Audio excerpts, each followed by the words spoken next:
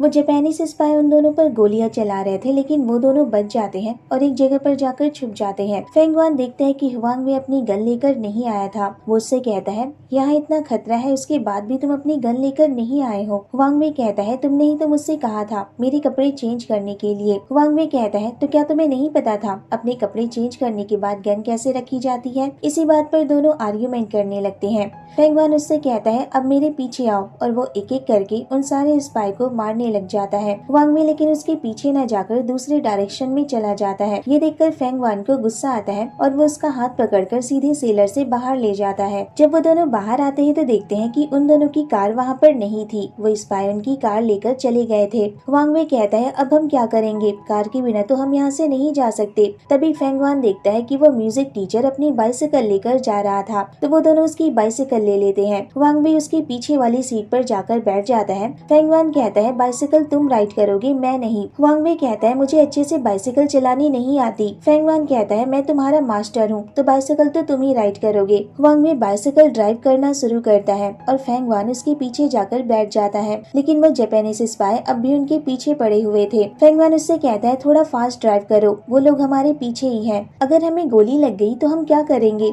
अचानक हुआंग वे रुक जाता है। फेंगवान कहता है क्या हुआ, तुम रुक क्यों गए। हुआंग वे कहता है सामने देखो, तो सामने से कुछ और लोग आ रहे थे। उनमें से एक आदमी फेंगवान की तरफ नाइफ फेंकता है जो उसके नेक को छूकर निकल जाती है। फेंगवान उससे कहता है दूसरे डायरेक्शन से चलो। हुआंग वे दूसरे डायरेक्शन से जाता है और फास्ट ड्राइव करने की कोशिश कर रहा था, लेकिन फेंगवान की वेट की वजह से वो ठीक से बाइसिकल नहीं चला पा रहा था। वो उससे कहता है अगर वो खुद ही बाइसिकल ड्राइव कर सकता है तो खुद क्यों नहीं चलाता। फेंगवान अपनी गन उसके वेस्ट पर रखता है और हुआंग भी जल्दी में बाइसिकल चलाने लगता है। दोनों एक ब्रिज के पास पहुंचते हैं और साइकिल वहीं पर छोड़ देते हैं और वहां से भागने लगते हैं, लेकिन उन जापानीज स्पाई ने उन दोनों को घेर लिया था। उस ब्रिज के पास एक तालाब था। फेंगवान हुआंग वे से कहता है कि वो उस तालाब में कूद जाए, पर हुआंग वे नहीं मान रहा था, तो वो उसे उसी तालाब में धक्का दे देता है और खुद भी उसी में कूद जाता है। हुआंग वे कहता है उसकी किस्मत अच्छी है जो वो बच गया, पर वो ठंड से कांप रहा था। फेंगवान कहता है अगली बार अपनी गन साथ में रखना, नहीं तो मैं भी तुम्हें नहीं बचा पाऊंगा। तभी वो देखता है कि सामने एक लॉज था। दोनों उसी लॉज में जाते हैं, पर वो बहुत दिनों से बंद पड़ा हुआ था,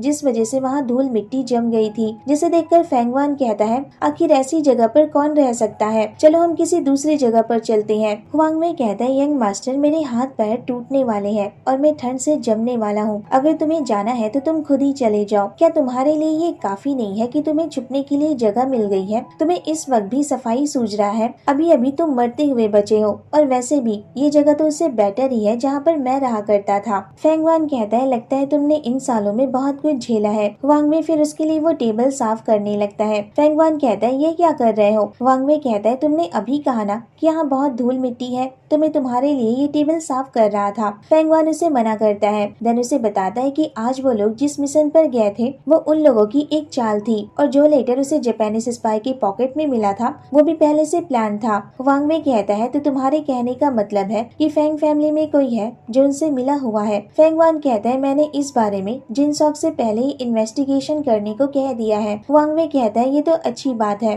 और उससे पूछता है कि वो उस अफीम को क्यों ढूंढ रहा है जो उस जापानीज डीलर का था। फेंगवान कहता है तुम ये क्यों पूछ रहे हो। हुआंग वे कहता है मेरी जान तुम्हारी वजह से खतरे में पड़ी और मैं इतना भी नहीं पूछ सकता। फेंगवान कहता है तुम इस मामले से दूर रहो, तुम्हें सिर्फ फेंग फैमिली का रूल्स मानना है और ओबीडेंटली रहना है, और मैंने तुमसे कहा था ना जब तक मेरे पास पैसा और फूड है तब तक तुम्हें किसी चीज की कोई कमी नहीं होगी, ना ही मैं तुम्हें कभी भूखा रहने दूंगा। हुआंग वे कहता है मेरे पास 2 हाथ है जिनसे मैं अपने खाने के लिए पैसे अर्न कर सकता हूँ, तो फिर मुझे तुम्हारे घर का खाना क्यों खाना चाहिए। मैंने तुमसे खाने के लिए भीख तो नहीं मांगी है, मैं कोई भिखारी नहीं हूँ। फेंगवान कहता है क्या मैंने तुमसे कहा कि तुम कोई भिखारी हो। हुआंग वे कहता है तो फिर तुम्हारे ऐसे कहने का क्या मतलब है। फेंगवान सोचने लगता है ये लड़का सच में बेवकूफ है। देन उससे कहता है रूम की सफाई करो। नेक्स्ट सीन में दिखाया जाता है कि हुआंग वे ने रूम की सफाई कर दी थी और फेंगवान आग पर अपने हाथों को सेक रहा था। तभी अचानक हुआंग वे उसके वाउंड्स पर मेडिसिन लगाने लगता है। फेंगवान कहता है ये क्या कर रहे हो। हुआंग वे कहता है तुम्हारे वाउंड्स पर मेडिसिन लगा रहा हूँ और क्या कर रहा हूँ।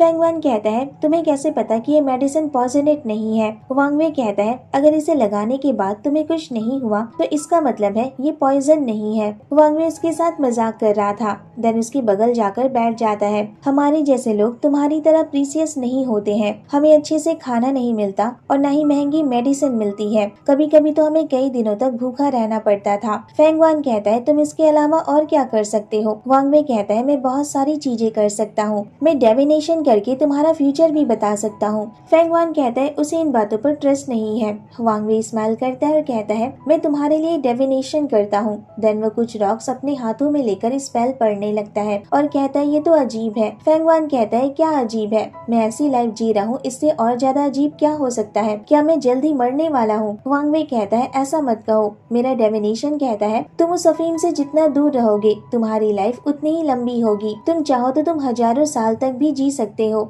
ऐसा कहने के बाद वो उसे एक छोटा सा पत्थर देता है। फेंगवान हंसने लगता है और कहता है वो जापानीज स्पाई मेरे पीछे पड़े हुए हैं और मुझे मारना चाहते हैं। तुम्हें लगता है मुझे इतने सालों तक जिंदा रहने की परमिशन है। हुआंग वे कहता है तुम 10 साल पहले जैसे छुप गए थे, अगर वैसे ही फिर से छुप गए तो उनसे बच सकते हो। फेंगवान हंसने लगता है और उसे अपने बचपन की स्टोरी सुनाता है और उसे बताता है जब मैं छोटा था तो मेरे फादर मेरे साथ बहुत स्ट्रिक्ट थे और जब मैंने अपना घर छोड़ दिया तब मैं तुमसे मिला था और मैं सारा दिन तुम्हारे साथ ही रहता था और सोचता था कि मैं अपनी लाइफ में कभी भी इतना खुश नहीं था और न ही इतना फ्रीली फील करता था। हमने पहले जापानीज रोमिन को मारने के बारे में फैसला किया था, लेकिन मेरे फादर ने सडनली मुझे ढूंढने को भेजा और मुझे फोर्सफुली कार में बिठाकर ले गए और जब मैं वहां पहुंचा तो मुझे पता चला कि मेरे फादर को उस पर्सन ने धोखा दिया है जिस पर वो सबसे ज्यादा ट्रस्ट करते थे। उसके बाद हमें अपनी आइडेंटिटी छुपानी पड़ी और मेरे फादर ने मुझसे सिर्फ 2 शब्द कहे थे जो हमारी फैमिली का मोटो है, बी केयरफुल,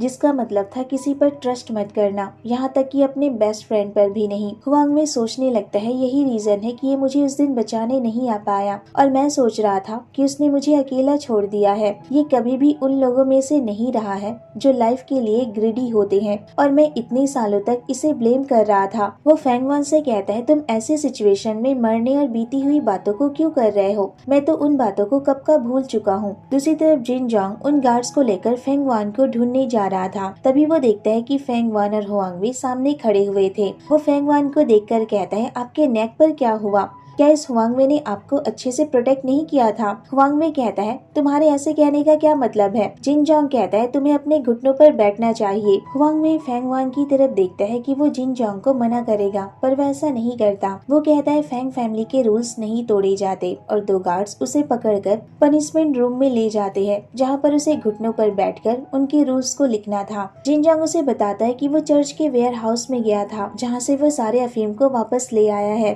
फेंगवान कहता है तुमने अभी वो अफीम कहाँ पर रखा है। जिन जोंग उससे कहता है कि मैंने उसे सिक्योरिटी के साथ पुराने घर में रख दिया है जो नदी के पास है, वहाँ कोई नहीं जा सकता। जिन जोंग कहता है यंग मास्टर मैं आपसे कुछ और भी कहना चाहता हूँ, आपको इस हुआंगवे पर ज्यादा भरोसा नहीं करना चाहिए और न ही उसके साथ फैमिलियर होना चाहिए। फेंगवान कहता है जो उसने किया वो अनइंटेंशनल मिस्टेक थी और वो यहाँ पर नया है तो उसे रूल्स नहीं पता, तो उसने कुछ रूल्स तोड़ भी दिए तो इससे क्या फर्क पड़ता है, तुम्हें इतना सीरियस होने की कोई जरूरत नहीं है। जिन जोंग उसकी नेक की तरफ इशारा करते हुए कहता है क्या आपको अब भी लगता है कि वो इस लायक है कि वो बॉडीगार्ड बन सकता है, आपको उसके लिए सीरियस होने की जरूरत है। मैंने कभी भी आपको प्रोटेक्ट करने में मिस्टेक नहीं की है। फेंगवान कहता है अगर उसने दोबारा कोई गलती की तो मैं जरूर उसे सजा दूंगा। हुआंग में उन दोनों की सारी बातें सुन लेता है और उसे वहाँ से बाहर निकलने का आइडिया भी मिल जाता है। ओके गाइस, इस पार्ट को यहीं पर खत्म करते हैं। मैं नेक्स्ट पार्ट आप लोग के साथ जल्दी शेयर करूंगी। तो कैसे लगा आपको आज का एक्सप्लेनेशन मुझे कमेंट में जरूर बताना। वीडियो अच्छी लगी हो तो वीडियो को लाइक शेयर और मेरे चैनल को सब्सक्राइब करना मत भूलना। Thanks for watching. Bye bye, take care.